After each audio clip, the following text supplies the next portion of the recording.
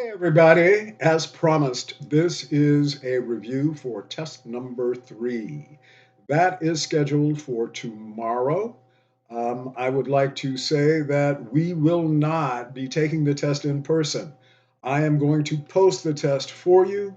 You can take it online and submit it to me by 5 o'clock tomorrow afternoon. Several of you have contacted me with concerns, health issues, conflicts of one form or another, and to be fair to everyone and offer everybody the opportunity to take a little break and do it this way, that's what we will do. Any questions about that, please email me. Starting with number one, I emailed you this review guide, the study guide for the test. Check your emails, refer to it as we go over this. Question number one: what is the difference between 18th century regular and irregular drama? What is an example of irregular drama? Regular and irregular drama are terms that were given to dramatic works that either followed the neoclassical ideal or didn't. If the dramatic writing followed the neoclassical ideal, it was considered regular drama. If it did not, it was considered irregular.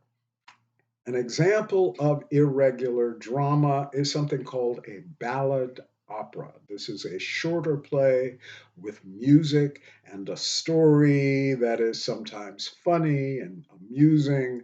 One example is Mozart's The Magic Flute. This is a ballad opera, and in this ballad opera, we have a story with supernatural characters, which is something that the neoclassical ideal somewhat frowned upon, and the fact that this is a shorter play, not written in 5 acts. The Magic Flute, ballad opera, an example of irregular drama. Number two, Sturm und Drang. This was a group of German writers who also rebelled against the neoclassical ideal by writing irregular drama. Number three, what is Romanticism?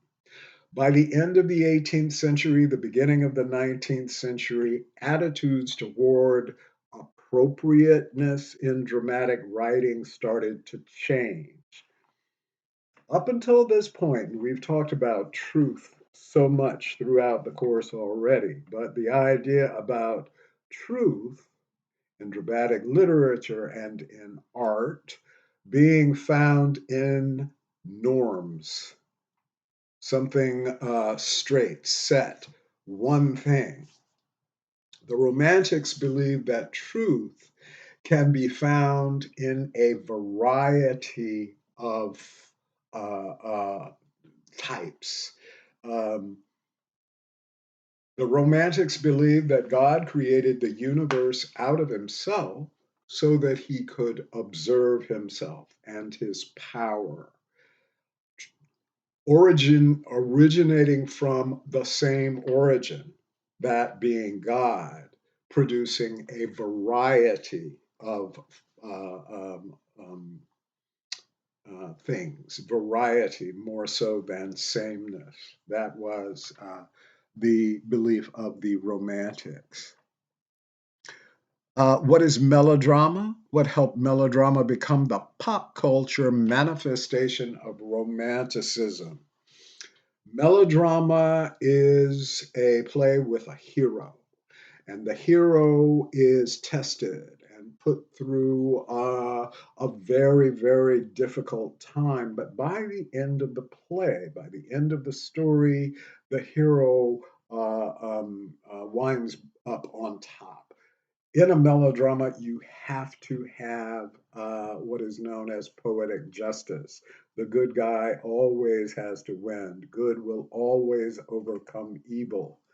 Melodrama was the product of the Romantic period.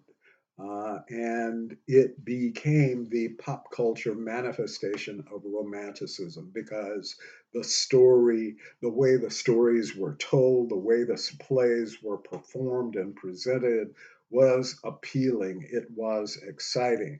And for a time during the 19th century, in London especially, melodrama was entertainment.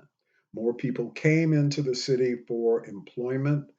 Um, Factories, the invention of the steam engine, all of this industrialization brought people into the city. More people in the city had income that they could spend on entertainment, and at that time, melodrama in terms of live entertainment was at the top. So, for that reason, melodrama was called the pop culture manifestation of romanticism or of that period. Limelight. The limelight was the first spotlight that was used on the melodrama stage, actually. Melodrama sets and staging of melodrama was very exciting, full of spectacle. Who was James O'Neill and what role did he make famous, or what role made him famous, actually? James O'Neill, Irish actor who um, during the 19th century bought the rights to a production, an adaptation rather, of Alexander Dumas' The Count of Monte Cristo. And he made his career performing this role. Very famous.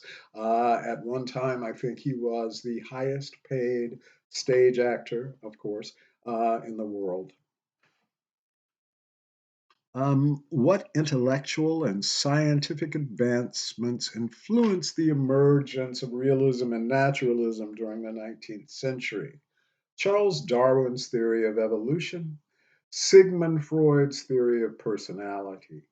These two led thinkers to consider that, especially with realism and playwrights like Henrik Ibsen, uh, they were led to consider that character is the result of heredity and environment. Those are the two major influencers on character.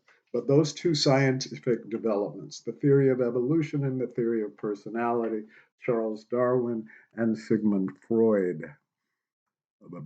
When was naturalism first recognized as a theatrical form, and how does it compare to realism? Between 1850 and the end of the 1800s was the period when naturalism was starting, or excuse me, realism was starting to uh, um, gain momentum, I guess.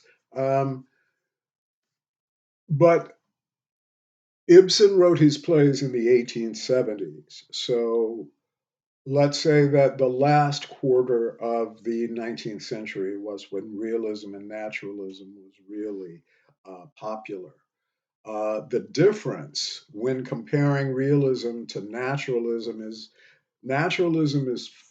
far more extreme. In a realistic play, for example, we might hear characters talk about another character's illness or addiction or criminal behavior.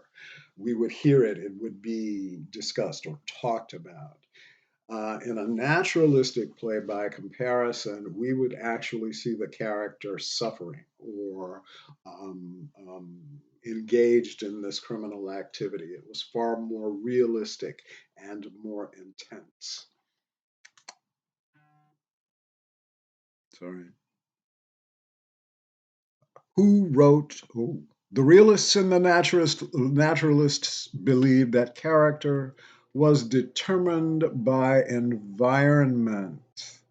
How did this influence the play's scenic requirements? Um, I'm going to take questions 9, 10, and 11 together. First, who wrote A Doll's House? Henrik Ibsen. Know that.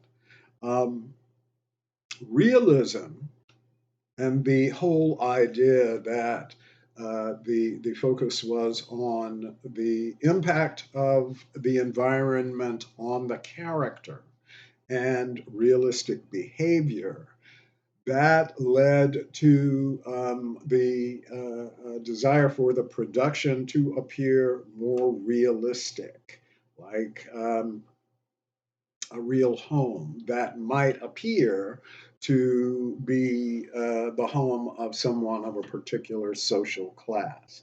Realism. Um, the box set, which is number 11, is a realistic set uh, on a proscenium stage that has three walls. So that when the audience looks at the stage, it appears that they are looking into a room. And it is square, so it looks like a box. That is the box set. It can only be constructed on a proscenium stage because you have to have that. When we talk about the fourth wall, if you have those three walls creating this realistic set, the illusion is that there is a fourth wall separating the actor from the audience. That is the fourth wall in that arrangement. I'll be back.